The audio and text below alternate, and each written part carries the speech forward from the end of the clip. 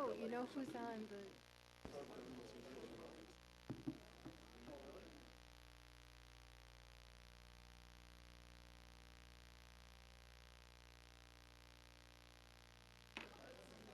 You got a ways to go till we do something. Yeah, but she's feeling better. Diet Pepsi was very good. Well, yes, I have to take some folks. Yes. You guys in? You in? You okay? Mike, you okay? Well, okay.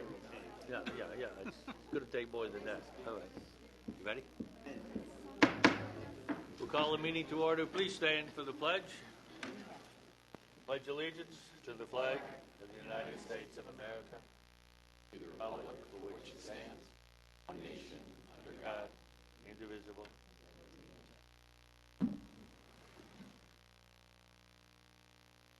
Thank you all for coming this evening.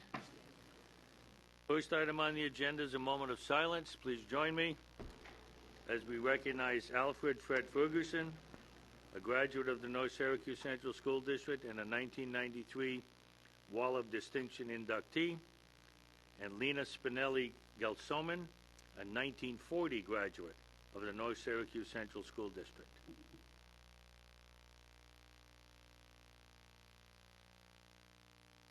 Thank you. Presentations. Kathy Wheeler and company from Cicero Elementary are here with their BPT presentation. Welcome.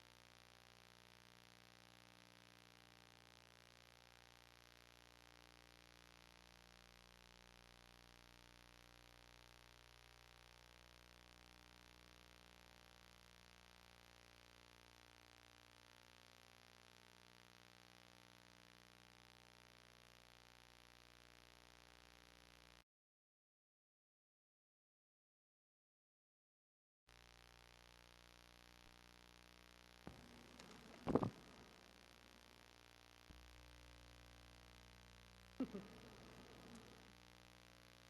kick off our school year this year, all staff and students set learning targets for the year, and these targets were posted in our main hall for the first. Also, on the first day of school, we challenged all teachers to communicate positively with every parent, and teachers sent home notes and emails or made phone calls or sent postcards to each student.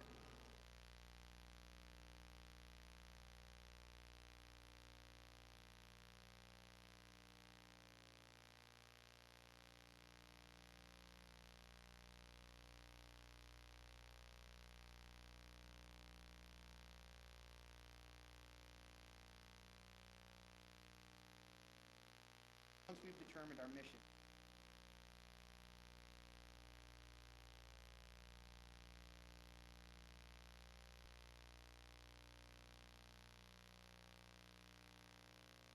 and we'll emerge.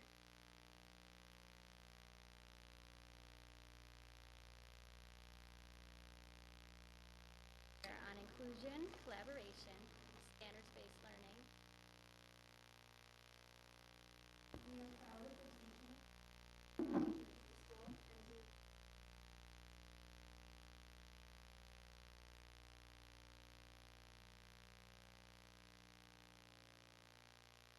Questions?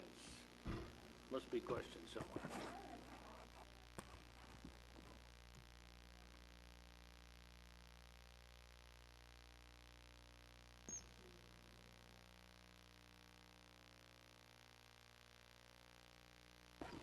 Did you have No, something we'll to- go.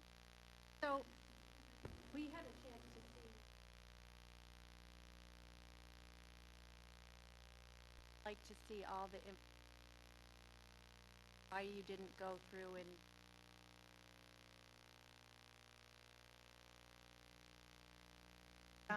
That if you had any questions about anything particular on the. everyone learns differently.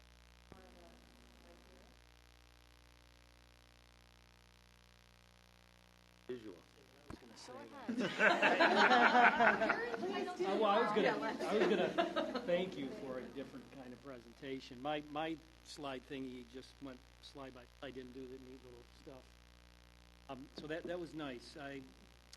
And I thank you for not having data and graphs in there. Right. So, a question about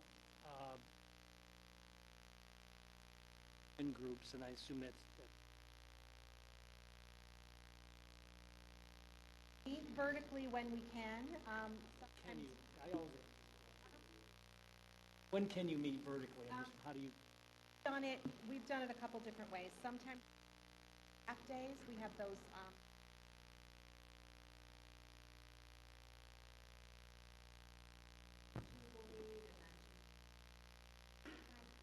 So we may, through grade, will invite third grade to come to their meeting to talk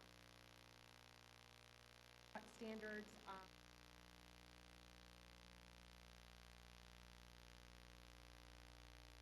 That in different ways throughout the week.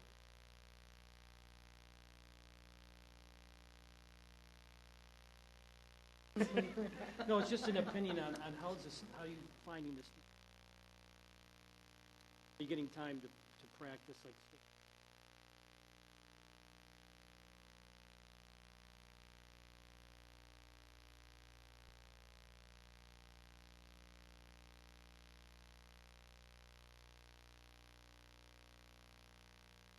I think it gives you a much clearer talking point when you meet with parents to discuss progress.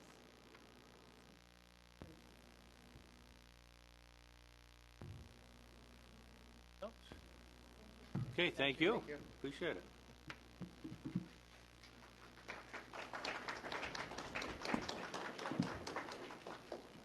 Now we have Mr. Stone and Smith Road. Come on down.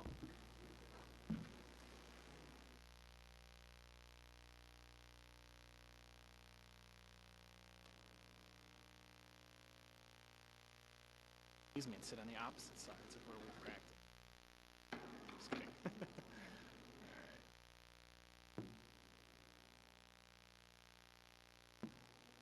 All right, so good evening, everyone. Tonight we're going to be presenting Smith Road Elementary, our 2017-2018 BPT goals. Every year at this time we like to just give a quick snapshot of our school and any changes or other information. So first up, we have around 568 students this year. That was as of a few days ago, which is almost exactly the same number of students that we had at this time last year. Just an interesting coincidence. This year, we have 80 staff members, which is down 2%. That correlates directly to our CTD model and the shifting of some of the teaching assistants to other schools to support programs based on the needs of kids. Overall, though, staffing is very close to last year. Also similar to last year, we have 26 classrooms in the school. Of the 26 rooms, 8 of them are CTD classrooms, and that's, again, where the special ed teacher is either co-teaching all day within the classroom or, on a few occasions, split between a few classrooms. So 8 of our rooms is that model.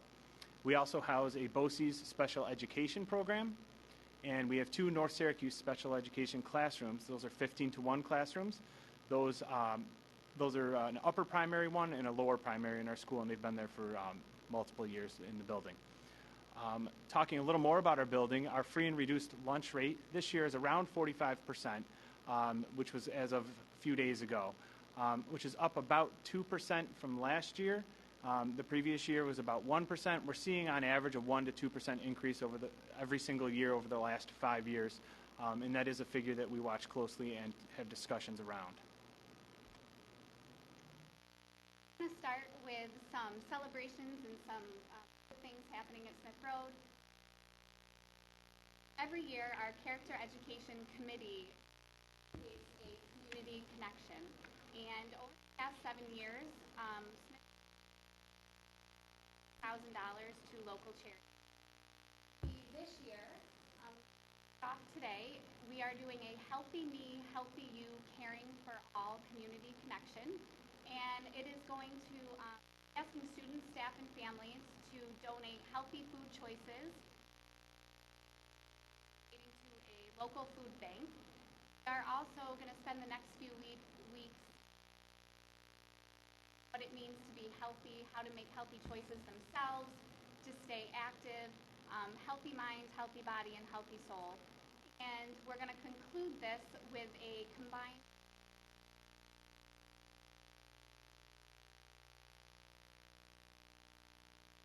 This, as I'm sure you all know, is our district's Vision 20. We use this document to drive our building goals this year. Really looked at the focus areas of constant intervention, standards-based. Our building goals around those. So you'll see when.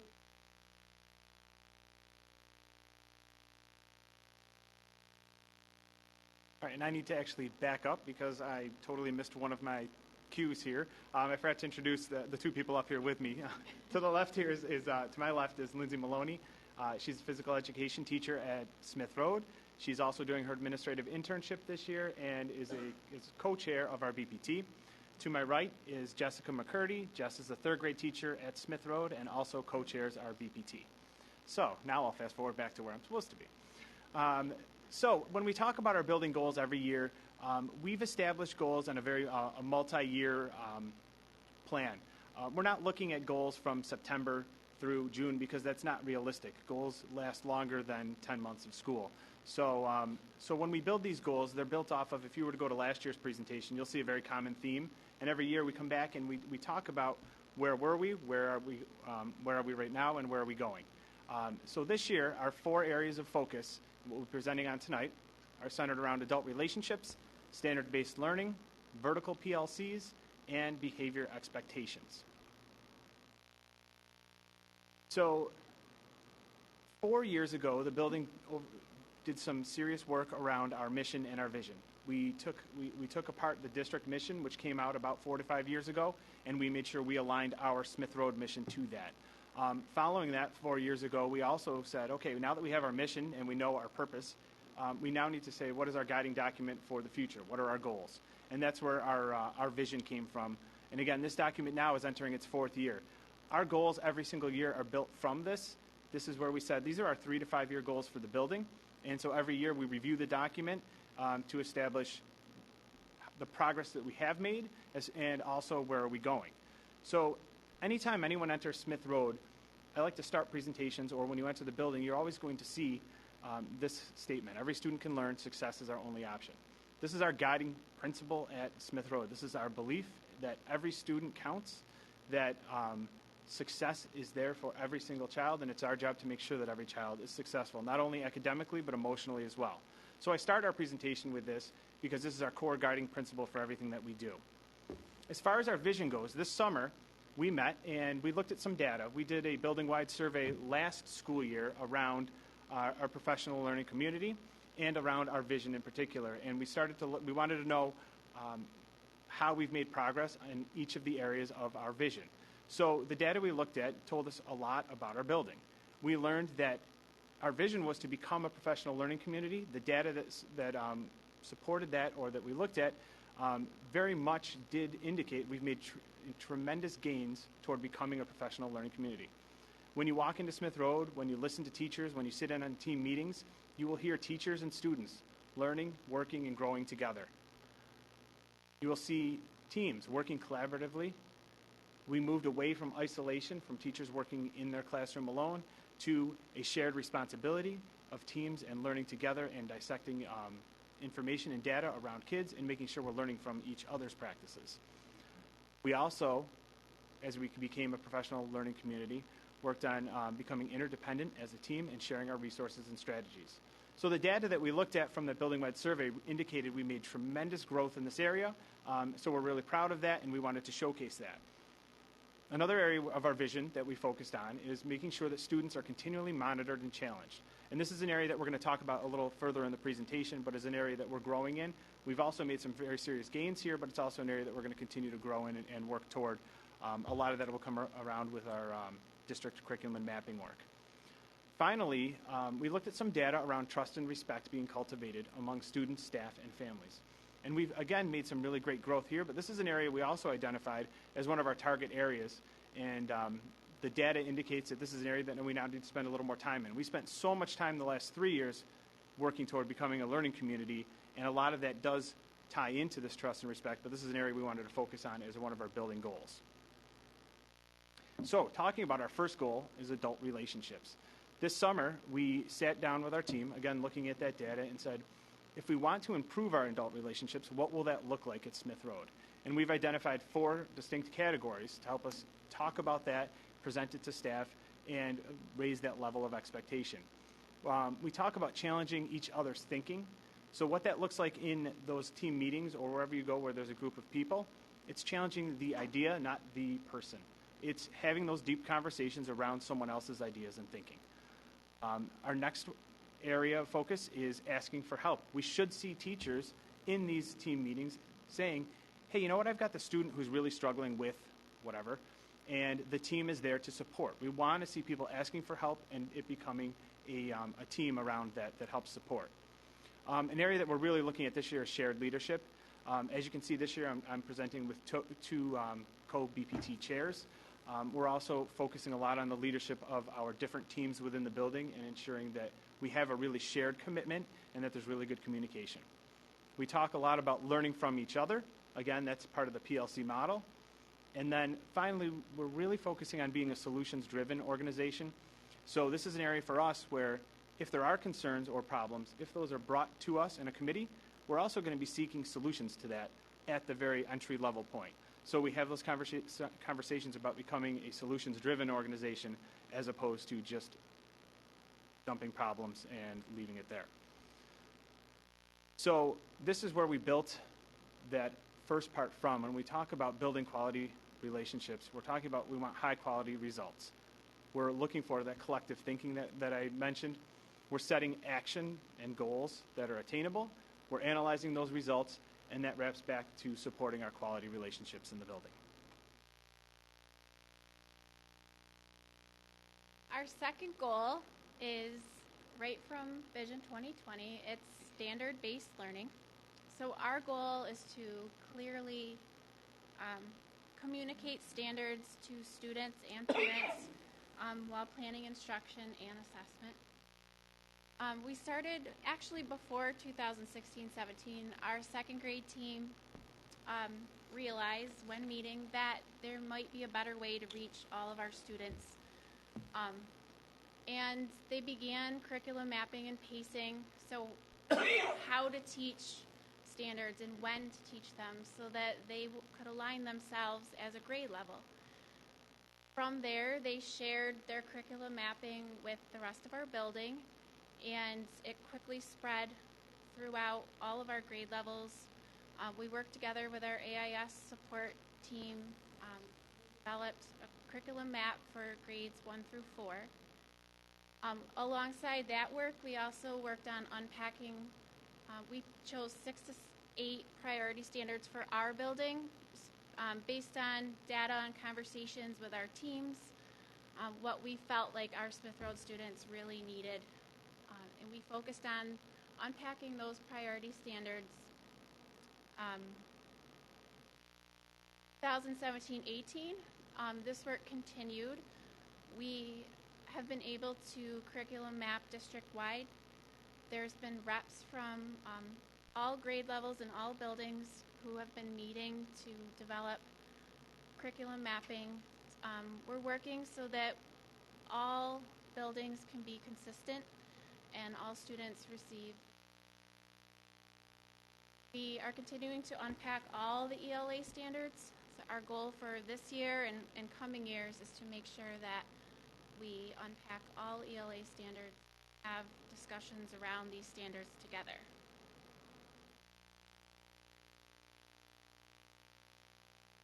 So until we dove into the standards, we really didn't realize how difficult it could be to understand what a standard means to us. So we would just like you to think about this standard just for a moment, just so you can get an idea of what it's like to unpack a standard. So this is a 3rd grade standard. It's RL 3.2.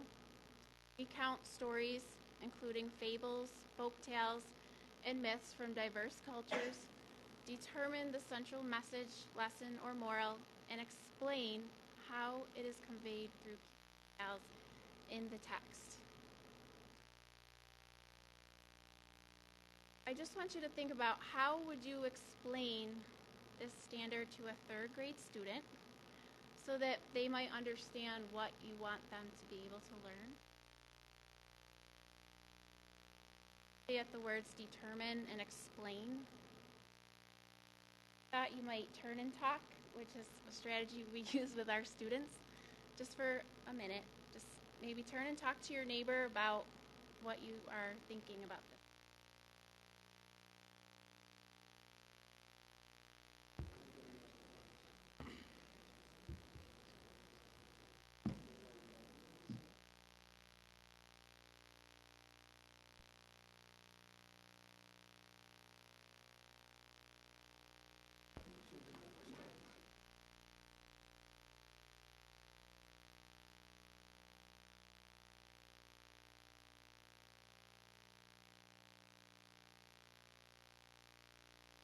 Thank you. Some of you may have noticed that your interpretation may have been slightly different from your neighbor, or maybe even entirely. And when I meet with my PLC teams, we realize that right away, that when we have discussions around these standards, that we all have different ideas about what they mean and how we're going to teach our students and what we expect our students to do. For example, how do I treat it? This is the form we use for unpacking a standard. We first would talk about kid-friendly language, so how are we going to explain the standard to children so that they understand what we want them to be able to learn. And from there, we pick out those words that, like central message, key details. What do those words mean? And we talk about what will it look like for a student who understands those ideas. And we realized that some of us, for example, we thought explaining key details would just be telling your teacher some details from your story. And then other teachers thought, no, I expect my children to be writing those details. And so it just became a conversation that we all learned, and we became more confident in our grade level. And now we're working toward consistency throughout the building and hopefully throughout the district.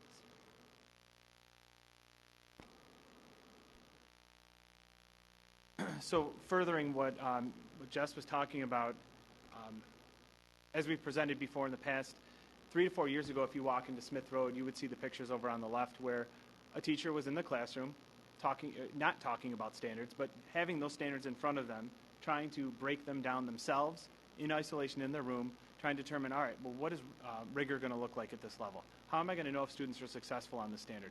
And they did that in isolation in their classrooms. And if you look at all the standards, there's a huge amount of information in them. So about 2 years ago and last year, we spent a lot of time becoming, as I mentioned, a professional learning community. And the pictures in the middle kind of represent that shift where we really started talking about the standards a little more in a group setting. And we learned very quickly that each teacher might have a different understanding of different parts of the standards. Also last year and the year before, we did our WIN block where students were getting what they need on targeted instruction. That meant that teams had to come together and discuss data. They had to discuss instruction and make sure that we were tailoring instruction for each child. Last year, we started noticing that the teams had formed really well. There was great, deep conversations going on at each and every grade level.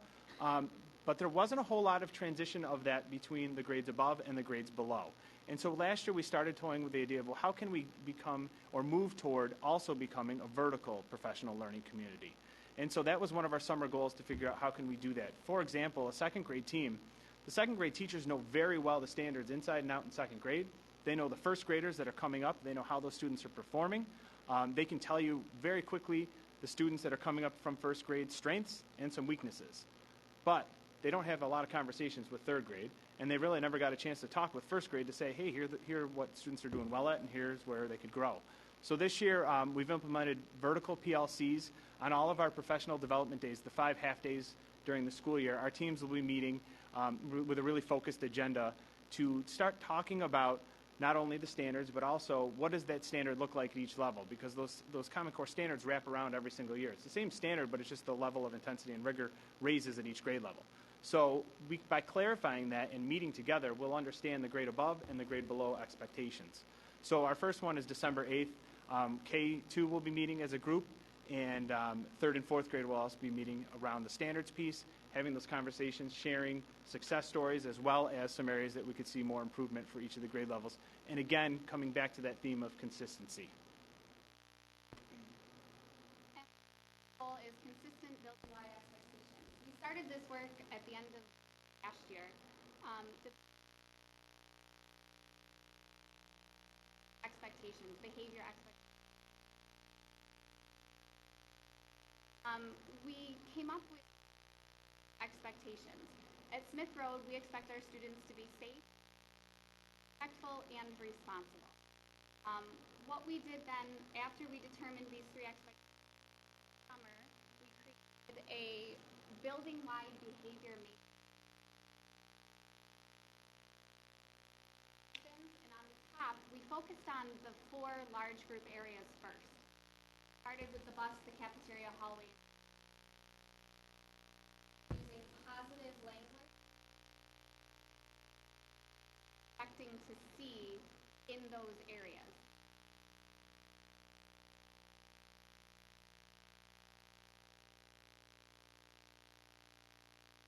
Find it using positive language in the matrix.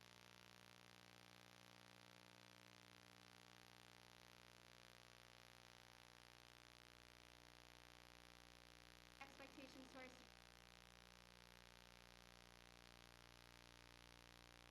Practice. So at the beginning here, we set up mini lessons in each one of those areas. In September, the first week of where we brought every grade level down. Taught a mini lesson, we modeled the expectations, and we allowed Also did that with the buses. We brought 2 buses in. Every student received a bus. So the idea is that we're teaching, modeling, practicing, we're reading, and that safe learning environment for our students to be successful. Forward this year, our plan is for expectations to tie into the classroom. So teachers found the Be Safe. We also are going to find some of our challenging behaviors, up with a toolbox for teachers, with those specific behaviors classroom teachers can use. So in closing, we started with our core foundational beliefs and values, and of every student can learn, success is our only option. Hopefully this presentation also wraps around and brings together all the work that we're doing, how it's interconnected with that theme of ensuring the success of every child. Thank you for your time, and I'd also like to thank the other BPT members that sit on this committee, this leadership committee at Smith Road. Does anyone have any questions? I want to say thank you for a great presentation. What you're modeling is truly inspiring. Thank you.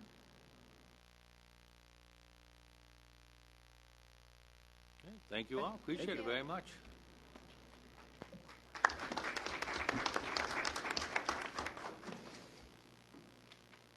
Mr. Keegan will update us on the Smart Schools Bond Act, where we are.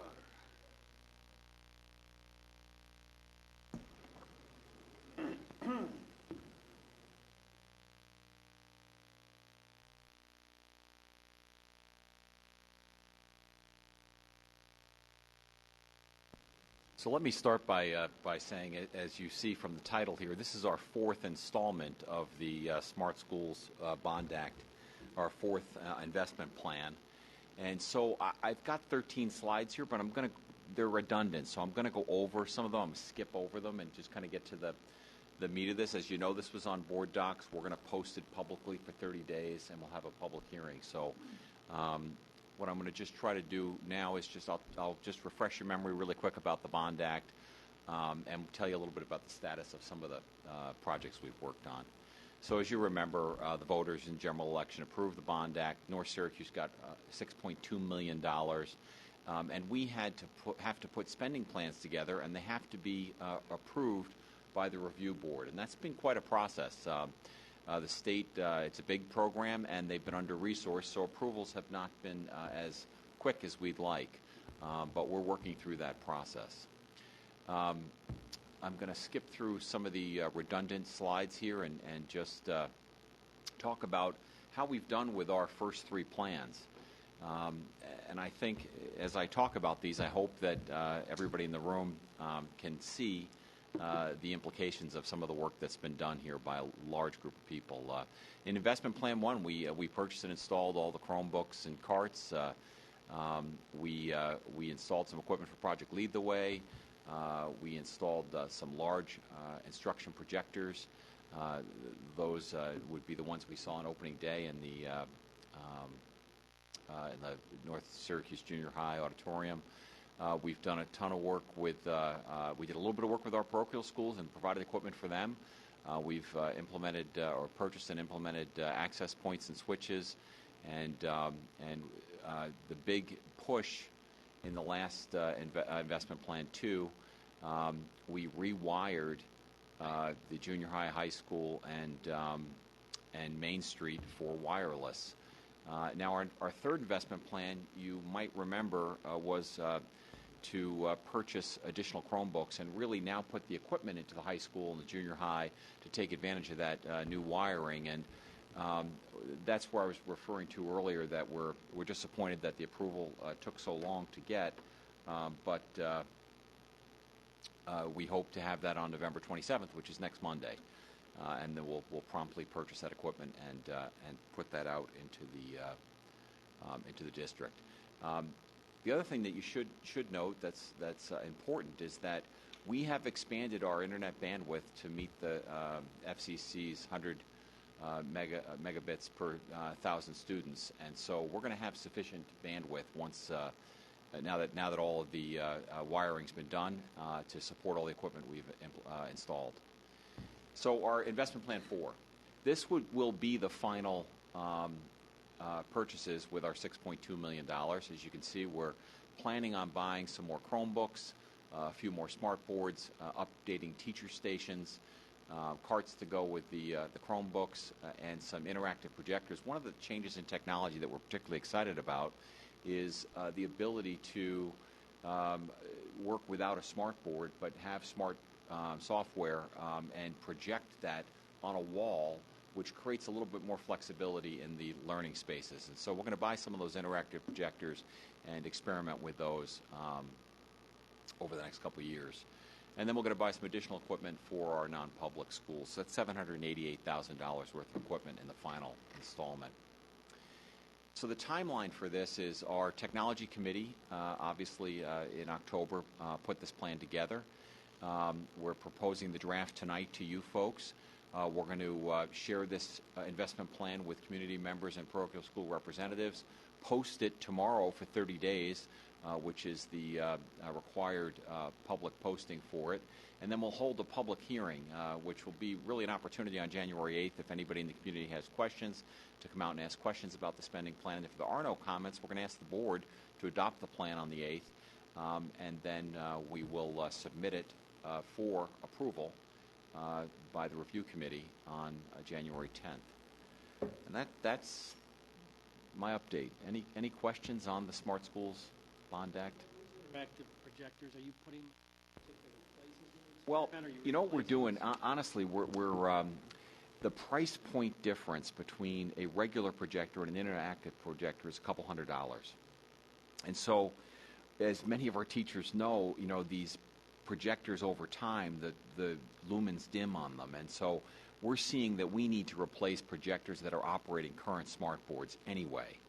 But what we're doing is, for example, our Bear Road Library, we just put up one of these projectors, and we put a matte finish whiteboard. So it gives the librarian and teachers the opportunity to use that as a regular whiteboard or a smart board with the touch pens. So we're kind of experimenting with that. We went and visited another large school district here last week, and we found out in their district, I'm not proposing this for ours at this point, but I'm just saying in their district, they're a large district. They only have 7 smart boards in the entire district.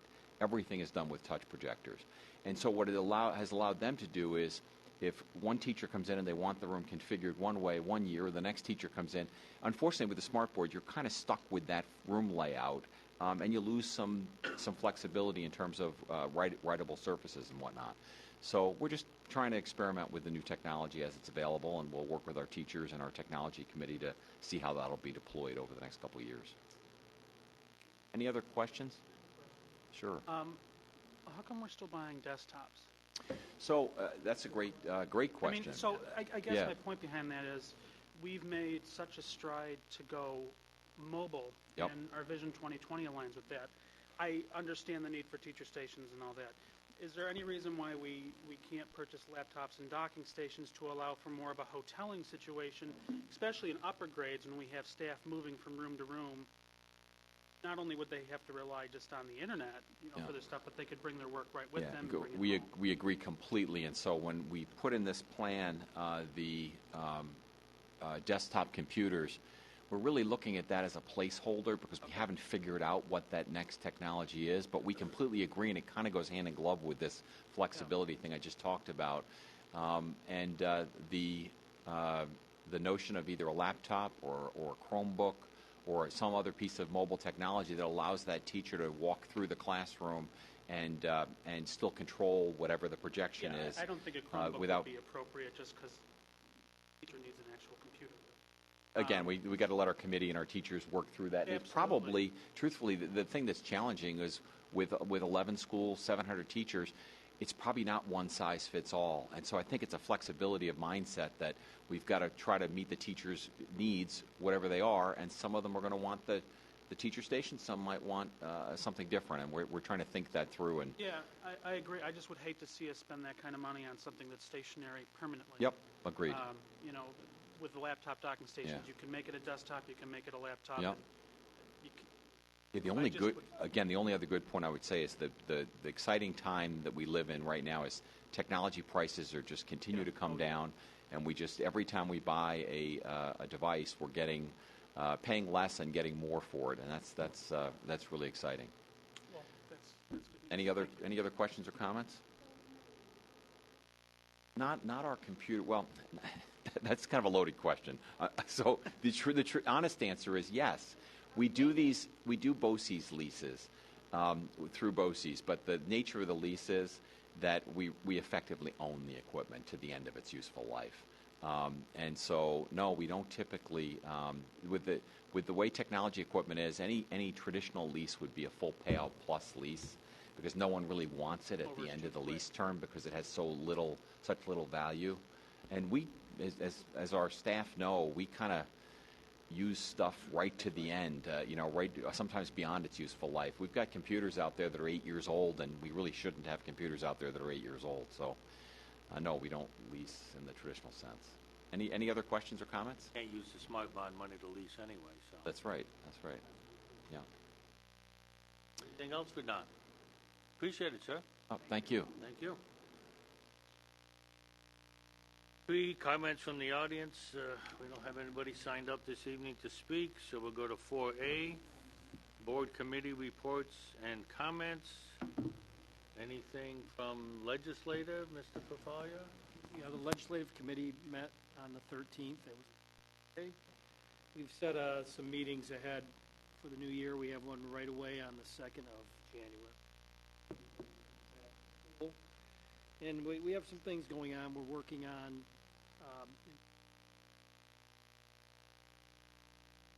they already do come to some of the events. We're trying to expand that. Policy? Yep, policy, we meet once a month, and our next meeting is today, the 27th. Anybody else do anything exciting? Go anywhere?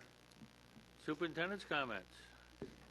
Well, I would just like to mention that in a couple minutes further down on the agenda, the board will be acting on a recommendation to establish a pool study committee, appointing a facilitator for that, and that goes forward this evening. The plan is tomorrow for all the folks that have taken the time to write emails and letters and various types of correspondence regarding the pool.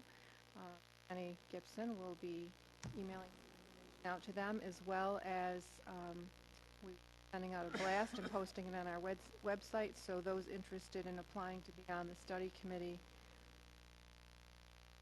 and get it in by the December 11th deadline. Key for that is there's 6 meetings. The dates are included in the information that will go out tomorrow, and people who all 6 evenings.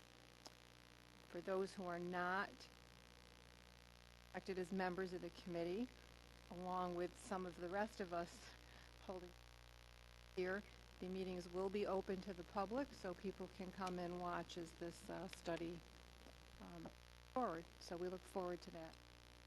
I also just really have to say our football team had a great season. It was an exciting game Saturday night, and they really did well. And one last thing, happy Thanksgiving to all of you and everyone in the community. 5, routine action items. 5A, consideration of approval of the minutes of the regular meeting of the Board of Education of November 6. B, consideration of the classification and school placement of disabled students certified by the District Committee on Special Education. C, consideration of classification and placement of preschool disabled students certified by the District Committee on Preschool Special Education. And D, consideration of classification and placement of students in home instruction programs as recommended by the Home Instruction Review Committee. I will entertain a motion to take 5A, B, C, D together for approval. Mr. Harrington, Mr. Leone, all in favor. Carried. 6, discussion action item. 6A, recommendation to establish the North Syracuse Central School District Pool Study Committee. I'm going to read this so the folks in the audience can hear exactly what this motion is. Resolution of the Board of Education of the North Syracuse Central School District authorizing the establishment of a swimming pool advisory committee and the board's charge to the committee. Whereas the Board of Education desires to identify and appropriately evaluate the school district's options for securing a swimming pool for district use, now therefore be resolved that the board hereby establishes a swimming pool advisory committee whose members shall be selected through an application process to be developed by the superintendent of schools or superintendent's designee, and be it further resolved that the board directs and charges the swimming pool advisory committee to focus its work on the following critical question: what options with related advantages and disadvantages are worthy of the board's consideration to provide swimming pool availability for district use?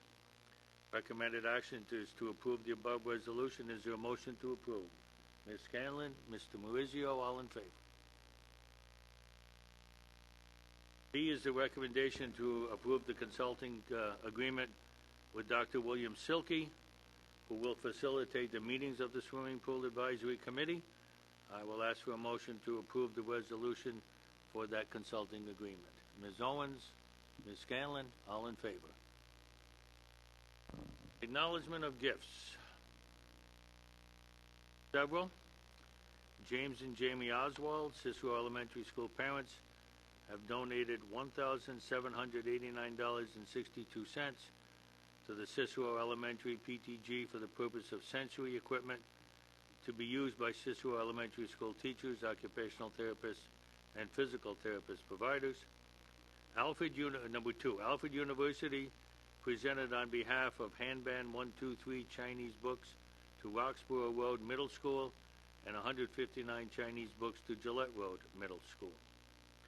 Number 3, the North Syracuse Education Foundation has donated camo face paint, parachute pig, mask, glasses, campfire, I have no idea what BLBR wigs means, Lord of the Flies, Playhead, choir robe, vest, red wig, fake fire, prop boulder, wow, storage tote, shells, beach background, fern background, palm tree prop spears valued at $337.14 to Jennifer Fisher, teacher at CNS High School, for the grant winner, Bring Lord of the Flies to Life. And 4, the North Syracuse Education Foundation has donated 9 DVD and CD set Younger, Time for School Manual, Workbook, Model Me Friendship Manual Workbook, and shipping costs valued at $330.80 to Lily Zawadsky, teacher at Smith Road Elementary, for the grant winner, Model Me Kids Video Social Skills Training. Motion to approve the gifts. Ms. Scanlon, Mr. Leone, all in favor.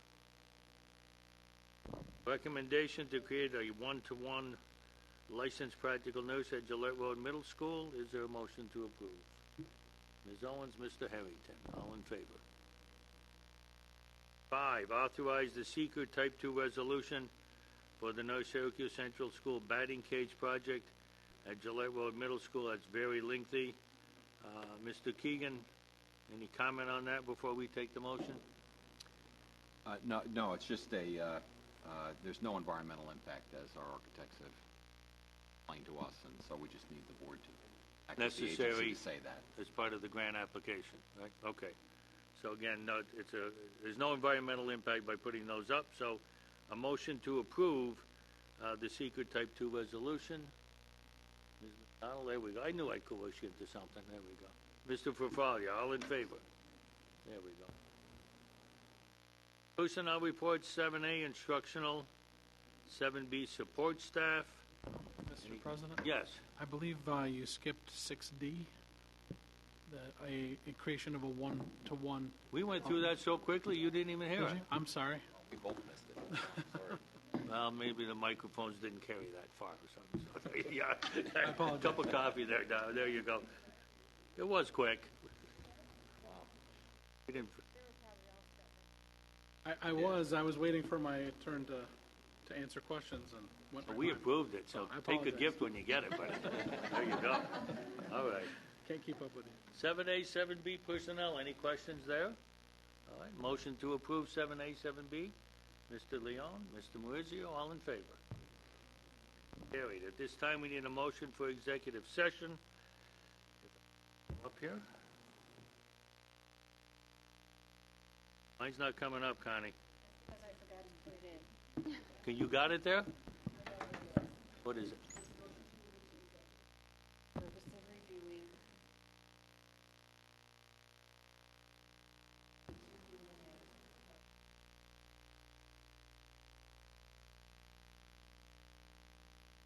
Okay, I'm not going to repeat that. Is there such a motion? Ms. Scanlon, Mr. Leon, all in favor? So 7:52, we'll adjourn to executive session.